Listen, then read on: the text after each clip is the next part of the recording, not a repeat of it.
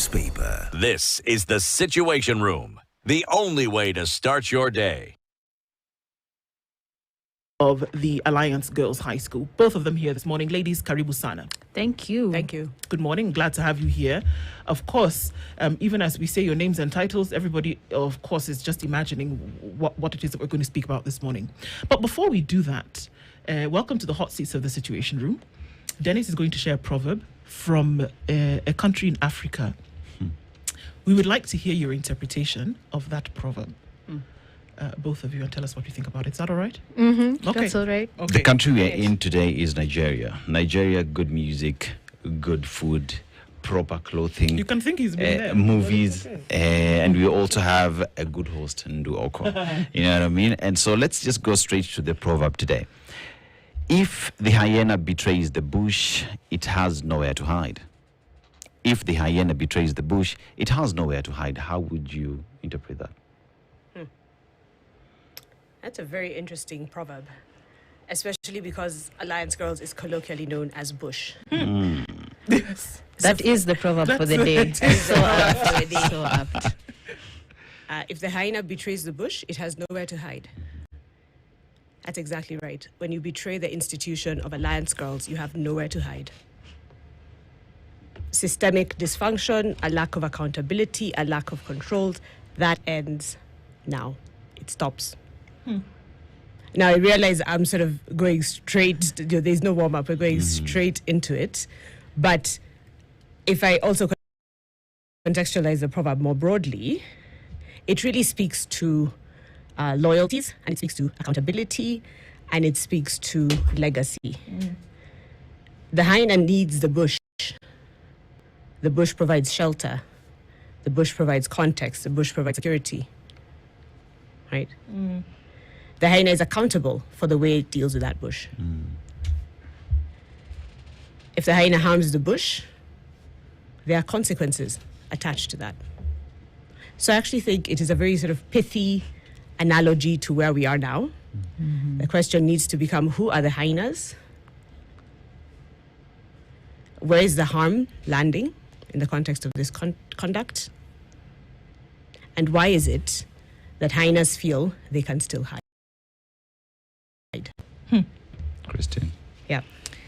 I don't have much to add. I maybe will broaden it up a little bit more, that we all exist in context and in society. We are never just singular islands, depending on... There are no self-made people in society, right? We all depend on each other.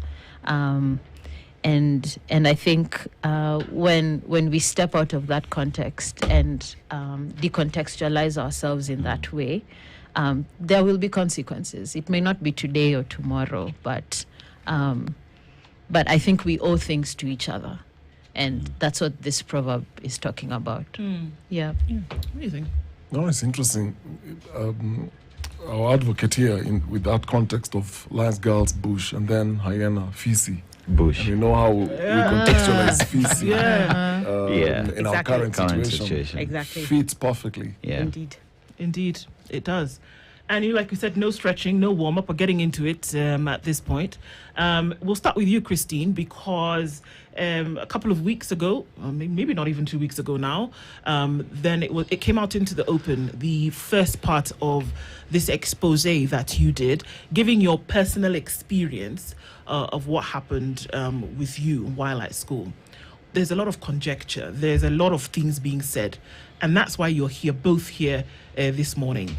And giving rise to what we are still, I guess, required under a lawful process to call allegations of what happened to many girls who attended the institution of Alliance Girls over time, but by one man. So let's hear from you, Christine. What happened and why did you decide to write this story? Okay. So my personal experience only takes up at most 10% of the story. Yes. 90% is other people's experiences and through different generations and cohorts of students. Starting from the early 2000s when I joined all the way to the 2020s where we are right now. So the story is basically a deep dive investigation that took me about 4 years to put together, that describes patterns of what I would call very concerning behavior, that are consistent over time and are reported by multiple people. So in this, as part of the story, I spoke to more than 25 former students, several former teachers, a former chaplain, just to get a sense of, what the school climate was like, and particularly this one teacher and the space that he occupied in the school. He's a history and German teacher and also the CU patron. In a school like Alliance, the CU club is it's a huge deal. Like, the Christian culture and background of the school is like extremely important to the institutional culture. It's a school that was started by missionaries and takes that Christian aspect extremely seriously, which means that the CU patron has not just a formal position, but also a lot of social power in the school. Yep. Yeah. Does that answer your question? What happened? Yeah. Well, I can talk about my own experience that is mirrored throughout these accounts that I gathered. A teacher who was very charismatic, very well-liked, I would say, generally speaking, at least even during our time, friendly with the students, could have conversations outside academics. One of them described him as being a slice of home away from home. Wow. Which is really, important in a boarding school environment. Kids are homesick. And this is the kind of person who you could have that kind of relationship with. Yes. But either while in school or just after school, some emotional entanglement. The teacher getting close to the students in a way that raises some questions, and then that behavior crossing into physical or sexual relationships. And this pattern, like I said, consistent, over the time that I looked into, with multiple accounts describing the same thing, similar patterns. Okay. Yeah. We can ask it openly and plainly, Christine. Did he get into what would be an abusive relationship with you, being a child at the time while you were at school? Did you experience that? So while I was at school, I would say that we had a very good relationship. I wouldn't say that it crossed any boundaries. He was just a really friendly, amazing mentor, someone we all looked up to, and personally was an important person in my life that shaped my character and was the kind of, when you're asked to write the composition of like my best teacher kind of thing. Yeah, it would be him, and he embodied those qualities. But soon after high school, while I was 19 years old at the time, so I was just in my first year of campus. At the time, I was, just after high school, I started attending his church. So I was still in contact with him right after school, continuously, even after. You say his church. The church that he attended? The church that his father founded. Okay. Yes, so he's the son of a pastor. And yeah. So myself and a few of my classmates were part of that church community as well, which means that after school, I would say that we were still in each other's lives. I would still see him at church every single Sunday. And because we were from Alliance, we were quickly given leadership positions in the youth ministry, which means that we were still kind of like having this prominent responsibilities. And when I was 19, I had an encounter with him that really destabilized me. It was a physical encounter that I did not solicit, that left me feeling like the world had crumbled around me, like a rug had been pulled under my feet, because it was very unexpected. It was not in context. There was nothing in our relationship that was leading us there. It felt exploitative. It was really hurtful. And I start with that in the story.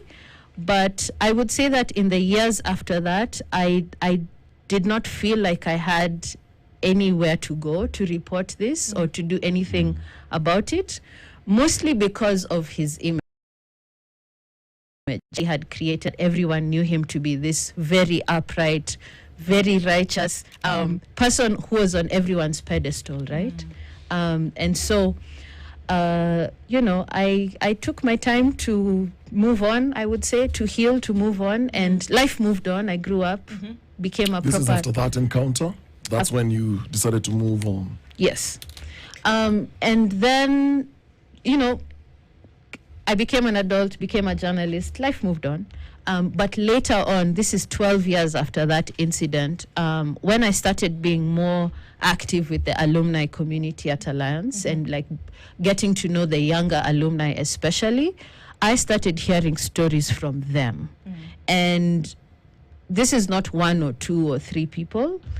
This is independently of each other, bringing up what seems like this whole pattern just intensified over time. And they reported much, much more troubling things than what I had seen or even what I had experienced. Did these come up in conversation, or did you request No, for information? in conversation. I never, in all honesty, I never solicited these stories at all. I was in spaces as an alumni, I was introduced to younger Exbusharians. I was asked to mentor them. Some of them were, journalists studying communication, and that's how I got introduced to them. This is someone who looks up to you as a journalist. Maybe you can, support them, encourage them, etc. It was really casual relationships that the baseline was just our shared background as alumni of Alliance Girls.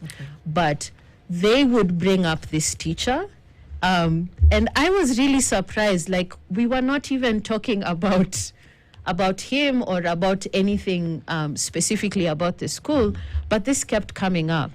I remember in 2018, there was one alumni who put up a post about a teacher who had molested her while she was in school at Alliance. And she named this teacher's, the subject that this teacher was teaching, an English teacher.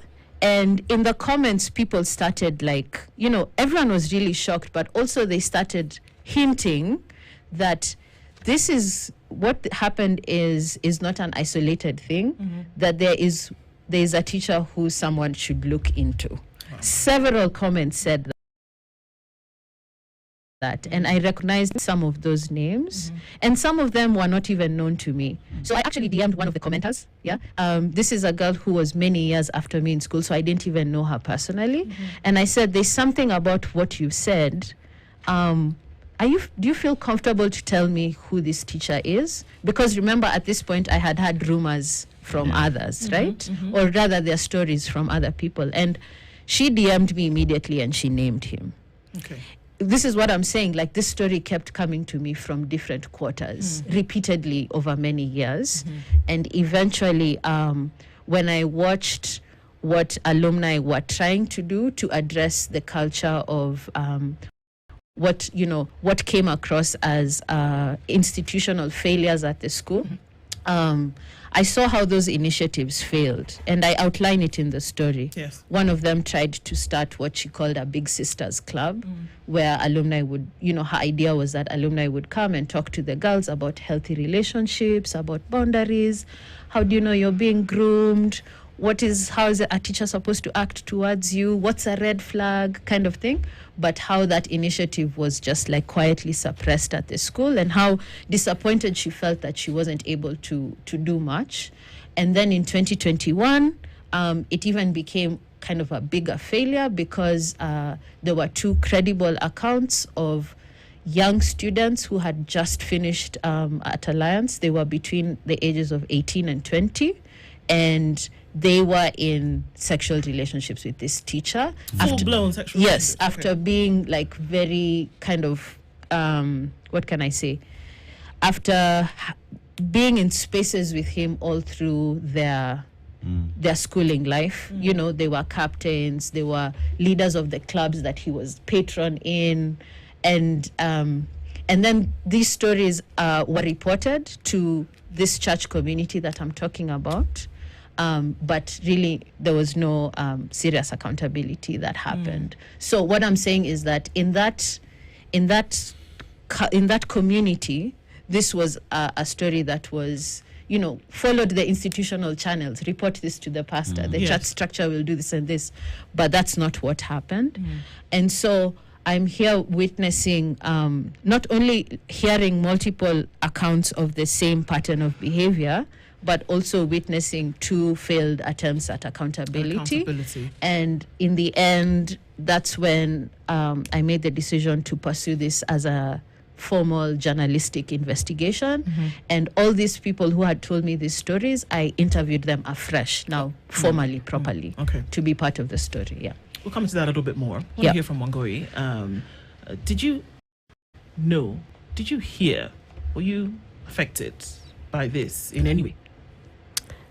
During my academic career or beyond? Or beyond? Well, I think the question of did I hear and was I affected? I heard about this story in terms of the extent and breadth of it through the expose. And then I had the story behind the expose, which was that the school had been notified. The principal and the board of management had been notified about 3 months before the story broke, and had asked for some time to look into the situation, and had been given a right of reply regarding the facts or the disclosures in the article, and had said nothing by the time the article was being published. 3 months didn't respond? Correct. Okay. And so the question for me began to, the thing that I zoomed in on was, why the silence? What is happening? We are becoming aware of this as outsiders to the institution when the story breaks and it is live. You apparently had been informed about this story at least 3 months before it broke. And so the question for me became a twofold question. Were you aware of what had been going on in this institution over this period of time? Now, there are 2 possible answers to that question. Yes, you were aware. And so the question then becomes, if you were aware, what did you do about it? And why did the interventions that were made fail to stop this? If the answer is no, why were you not aware?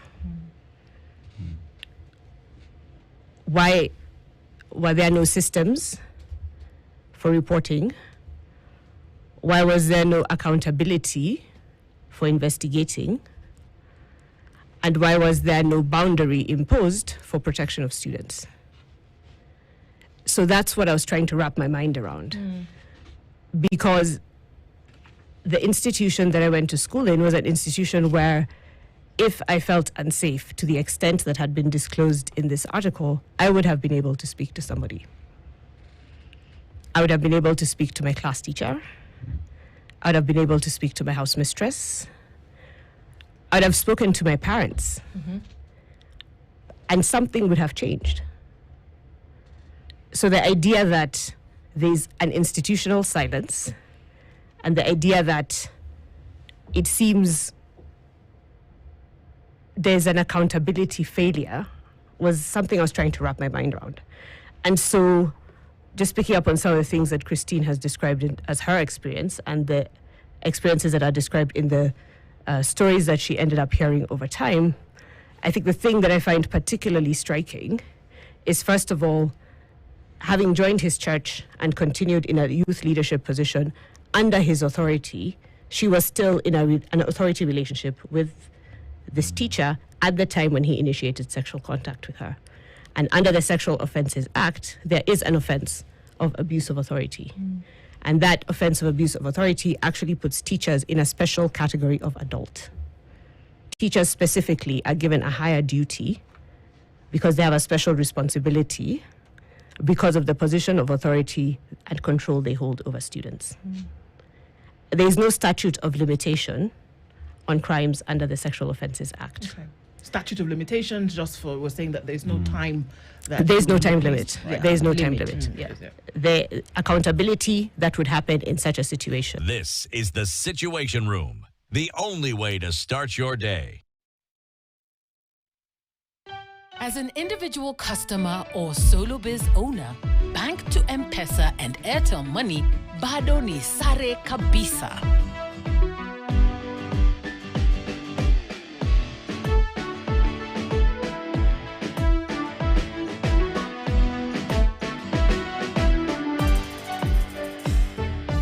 Download the I&M Bank app now or visit any I&M Bank branch and open your account today. This is the Situation Room, the only way to start your day. Recognizable to people who went to Alliance, right? Can I jump in and just say one of the things that increases the vulnerability and that made me very concerned with the younger alumni is the teacher is getting older every year, but the girls remain the same age. So the relative age gap between, let's say, myself, my generation, and him was just over a decade. But by the time we're talking to alumni of 2019, you know, he's 25, 27, almost 30 years older than these girls, right? You know, and that just the simple passage of time makes these girls more and more vulnerable. And the pattern that I outline in the story just describes how it seems that over time they became basically less and less empowered, but more and more harm was happening. Christine, at the time you were 18 years old. Yeah. He was at least 15 years older than you? 12. 12 years older than you at the time. That was 25 years ago. That was, yes, it was No, 23 years ago. when 2003 is when you left school? Yes, I left school in And you were 2003. 18 at the time. I was 17. You were 17 at I the was time. 17. That was 22 years ago. And if he was 30 at the time, He wasn't 30. He was 29. He's 12 years older than you at 17. He was 29. yes, 29. So 22 years from now, he's 51 today. He's 50 right now. So we're talking about girls who, like you said, who's still 17 years old. Yes. 17, 16, now dealing with somebody who's 22 years older, who's doing the same thing that he was doing 22 years ago. And I think the important thing about that, Christine, as you respond, in the context of vulnerability, is to understand what's become different over time with regard to the girls' experience of their academic careers. The number of contact hours the girls are spending in proximity to and under the oversight of their teachers has significantly increased. Contact hours are the number of hours spent in a learning context with a teacher. Okay. What does this mean? And I want you to understand these are girls who are 13, 14, 15, 16 years old, okay? This is a day in the life of a student at Alliance Girls. And then I want to tell you about a week in the life of a student at Alliance Girls. And I want you to consider that this student spends 9 months of the year within the institution. A day in the life, 6 to 8 o'clock in the morning, morning prep. 6 a.m. to 8 a.m. in the morning, morning prep. Parade or class meeting. 2 to 12 class, that's 3 hours. Lunch, 2 to 4 class, that's another 3 hours. 4 to 6, 7 p.m., 6 to 7 dinner, 7:30 to 9:30 p.m. evening classes. Those are 11 hours in the student's day that are spent in direct contact or under the direct supervision of a teacher. 11 hours a day for 5 days a week, that's 55 hours. On Saturdays, they have prep from 7 a.m. to 1 p.m. That's 6 hours. That's 61. On Sundays, they have prep from 7 to 10:30. That's another 3 hours. So we're talking about 65 hours of contact hours, direct contact hours with a teacher or a supervising authority for these girls. To contextualize, under the Employment Act in Kenya, the standard work week for adults in employment is 40 hours. The vulnerability of students in such a context is staggering. The other thing that's changed is the definition of what it means to be an alliance girl. So I met someone at a forum who'd graduated in 2019. And afterwards, we realized we actually went to the same school. And I asked her, what does it mean to you when you say I went to Alliance? What did it mean to you as a student? And she said, when she was about 16 years old, it meant three things. One, that she was at the Alliance Girls. Mm-hmm. Two, if she had made it there as a student, she was expected to be smart and to be able to handle hard things, handle challenges. And three, if you are an Alliance girl, you must protect the school's name and reputation, and you must never bring shame to the institution. Now, I want to go back a step to that second point, which is if you made it here, you're expected to be smart and to handle challenges. What was interesting to me in the subsequent accounts that have been coming out following this expose by students, former students of Alliance Girls, people who are survivors and victims, is in the context of an escalating culture of punishment. Whenever a student was being punished, and punishment includes verbal abuse, humiliation, bullying, physical, corporal punishment, when any of those things were happening to a student, the first question they're asked is, what was your grade in KCPE?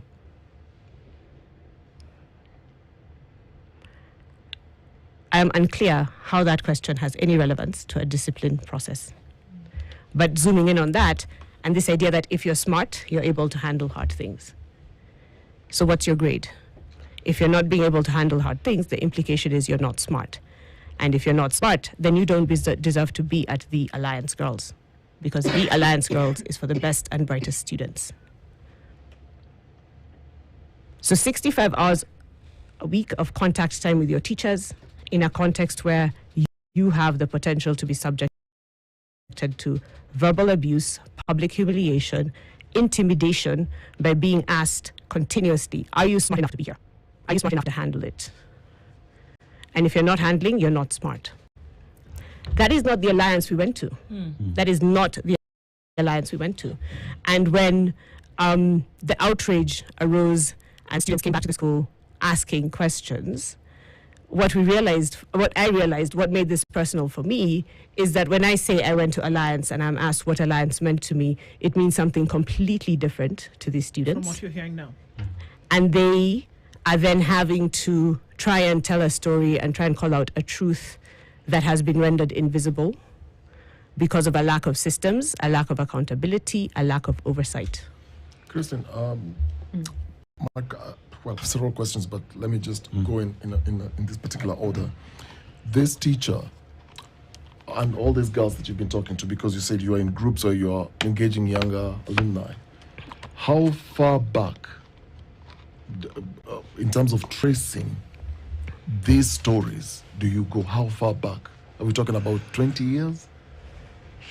So the accounts that I was able to corroborate that I included in the story begin in 2006, 2007. The ones that I was not able to corroborate, like to get first-hand accounts, go back further than that. And so, Ongwe has given us a glimpse into, in terms of context, the hours that students are interacting with the teachers. And we all went to high schools, and it's exactly the same, I think, in most of the high schools, from prep time. But right before prep time, because this teacher was also CU patron, there is what we used to call morning glory prayers. And sometimes you also have the same prayers in the evening. I'm curious to understand the spaces of vulnerability, because once you are in a class session, it's very difficult for a teacher, maybe they would, to make certain advances. In what spaces was this teacher choosing to then target the girls? Because there is what was happening in school, there is then what was happening in his father's church. So you move from school you're out of school, you join and connect with the youth ministry in church, and the cycle continues. So what spaces was he picking? Because when you look at the character of predators, they're not stupid people. They're smart, and they will know which and what times and places to then make their wicked moves. In your experience, and from the girls that you're talking to, what exactly was happening? How was he selecting these places? So I'm just going to zoom in on the CU and on the drama club and describe what those two spaces were like. Starting with morning devotion, like you said, when I was a student, there was no morning devotion until I was in fourth form. And it's this teacher, Peter Ero, who started morning devotion at Alliance. And he was the one who would preach in that morning devotion? Yes, he would pray and he would lead the morning devotion from 6 to 6:30. That was in our time. That was every day? That was every weekday. Before then, there was no morning devotion. Okay. And then with CU, we had CU on Saturday and Sunday. So Saturday CU was more like Saturday evening. It was more of like an internal CU led by the students themselves, a bit more intimate. We never used to have like external guests or external preachers during that CU, and it was about 2.5 hours on Saturday evening. Call it weekend challenge. Yeah, and then the Sunday CU was on Sunday afternoon from 4:30 from Sunday afternoon. And that one used to be a bit more dynamic, a bit more vibrant. External groups would come, the usual ministries that K2, SITAM, the different churches, ministers. And I would say this is what I say about like CU specifically, and to some extent the drama club as well. Those are spaces that are very formative to young people and teenagers specifically. It's not like Sunday school when you are a young kid. Sunday school is just about stories and coloring and games. But as an adolescent, you're actually self-introspecting a lot and developing your identity. And CU is a space where there's a lot of that like shaping of who you are and who you're going to be. It's what I call a liminal space in the sense of like things are malleable there, because of the nature of the interaction there. You're also spiritually and emotionally open. You're vulnerable. Drama is another space that encourages children and adolescents specifically, to take risks, to step into new spaces, to take on characters and to do hard things, like you're saying, to get over fear of public speaking, of being in the limelight, of taking a role. So it's also, drama is a space that is also kind of makes adolescents malleable in some sense, because you're already like open to experiences and to kind of stepping into fear and overcoming challenges. So I think those two arenas specifically, because of their inherent kind of vulnerability, there are spaces that are associated with personal growth, with shaping identity. And he was there. He was the patron. He was the patron. Correct. Guidance. Correct. Okay. He was the patron of both clubs. So sorry, I want us to take a break. A quick one. We'll come back because we want to start looking into. I know that Dennis has a question around that. We continue this conversation. Likelihood that we might go just a little bit over today because I think it's necessary that we do. Lydia, I'm waiting for your permissions, but I think we will. Let's take a break and come back and look at a little bit more. We're talking this morning with Christina Wangoi, and we're looking at these issues around what happened with younger girls, older girls, and then what is being done about it. And the big question of why did it take so long for it to come out in a public manner? We'll come back and look at that when we come back from this break. Don't go away at 9:45. This is the Situation Room, the only way to start your day.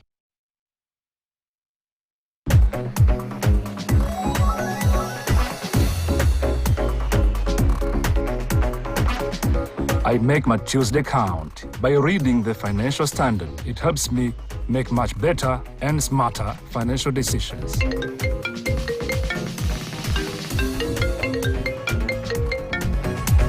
Setting the standard every day of the week. The Standard, Kenya's bold newspaper. Ndio home.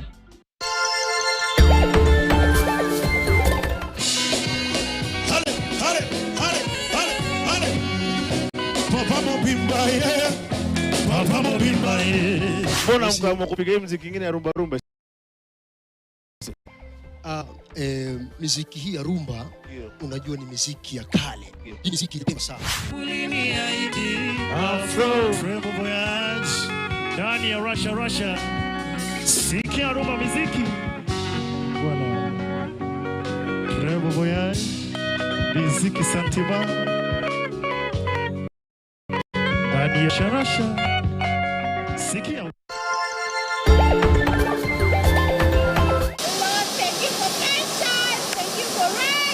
Haya twende. Sasa kwa peke yako. Alafu unakuja miguu hivi unaguza tu maji. Kuna kuswim, kuna swing. Kuna volleyball in the waterfall. Yes. Car splashing there down. Kenya is very nice country. It's very good country. Today we are down on the foothills of the second highest mountain in Africa. Enyewe nimeelewa ukisema kiatu inahitaji grip. Kamteremko si mchache. They take this opportunity to welcome you to Kenya's Bali. Hey.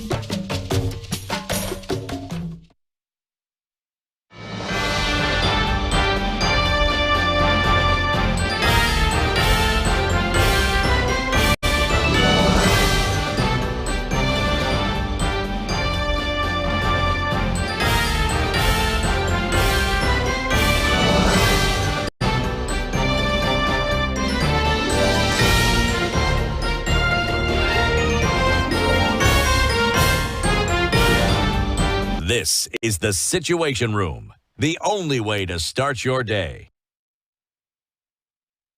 Actually, I can't. I'm reading. I can't. What is happening? They're like girls' high school. I think my brain is a little bit, besotted with all of this. And we look at these happenings over time. And we had a bit of a troubling conversation the other day around this issue as well. And one of the things that came out in a different context, of course, but still kind of relevant to this, is that these things happened today. They are traumatic, even if they happened 10 years ago, even if they happened 50 years ago, at a time where a girl is impressionable and vulnerable. It happened. It has an effect. Christine, it happened to you 22 years ago. 22 years ago, not to the extent that it may have happened with others, but you still remember it today. Mm-hmm. It has affected you to date. Mm.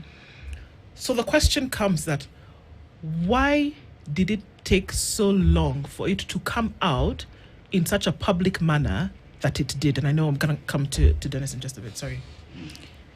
Okay. So the question of why now? Why is this coming out now? First of all, there's the aspect of it's not coming out now. Mm. It came out earlier in several other contexts. But this did not. So that's number one. But secondly, that question, why now? It's, the truth is sometimes time is needed. Time is needed for the confusion to clear, for trust to be rebuilt elsewhere. For example, in my relationships with these younger alumni, sometimes time is needed for someone to just come and ask the right question. And I think that's what happened here. Mm. Sometimes it's just that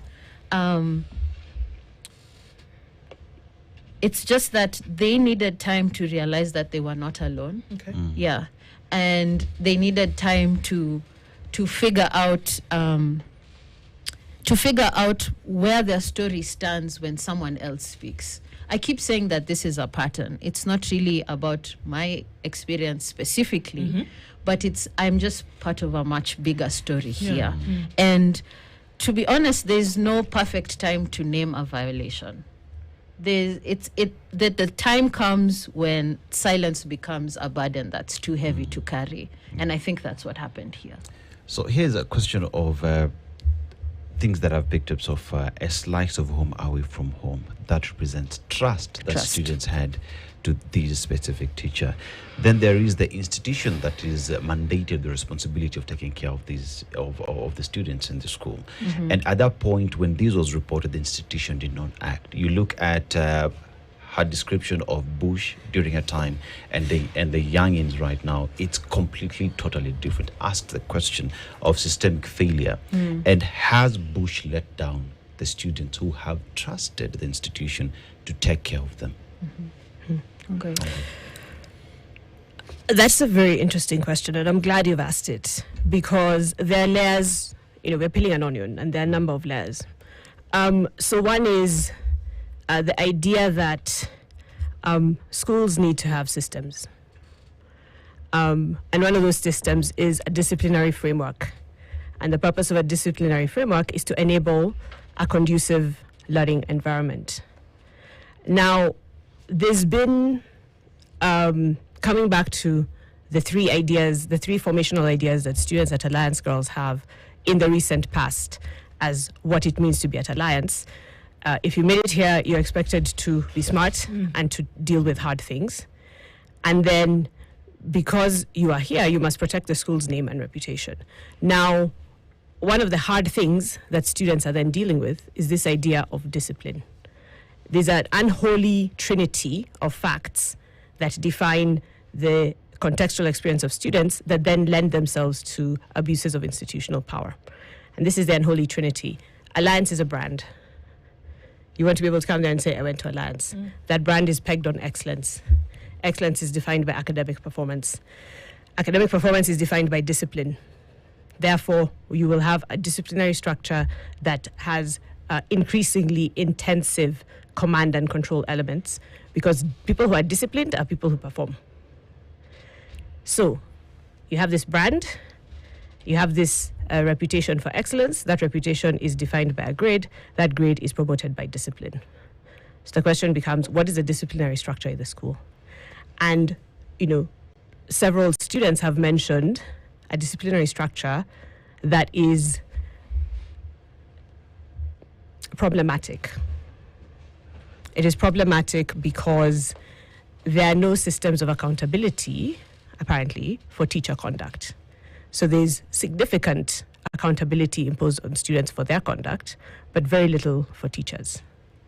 What does that mean? Practical example, excessive use of force in the context of discipline, verbal humiliation, psychological bullying in the context of discipline, intimidation in the context. This is coming from teachers? This is coming from teachers. Even the bullying? Yes, that's what students are saying. And students then say, and these are former students, they then say, verbal abuse is normal. I'm accustomed to being verbally abused. If I don't understand a concept, I'm accustomed to being told I'm stupid. And this for someone who's told, if you made it here, you're expected to be smart. So this feedback loop in the context of that kind of discipline is really a silencing mechanism. I'm not smart enough. I don't have a right to speak up, right? Brand, academics, discipline. It's very easy to use these elements to execute a strategy in the context of a lack of institutional accountability. That's, it's an acronym, DARVO, D-A-R-V-O. Deny, attack, reverse victim, and offender. So deny. This is the Alliance. What do you mean? Such things would never happen. And of course, when you say that, alumni agree. Those things never happened in my time. So if I say hand on heart, it would never happen that a teacher could come and say they're a slice of home away from home and, make you feel uncomfortable and there's no one to talk to. That would never happen in my time. Except now, the person who I'm supposed to talk to, who's my class teacher, is as likely as not to physically punish me, verbally abuse me, psychologically intimidate me in routine matters.